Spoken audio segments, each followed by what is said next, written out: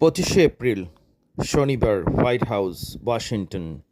Donald Trump বাৎসরিক সাংবাদিকদের এক নৈশভোজ অনুষ্ঠানের আয়োজন করেছিলেন। সে অনুষ্ঠানে উপস্থিত ছিলেন ডোনাল্ড ট্রাম্প এবং হঠাৎ গুলির শব্দ শোনার সাথে সাথে ডোনাল্ড ট্রাম্পকে নিরাপত্তা কর্মীরা সেখান থেকে সরিয়ে নেন এবং পুরা হলরুম নিরাপত্তা কর্মীদের কবজায় নিয়ে যান।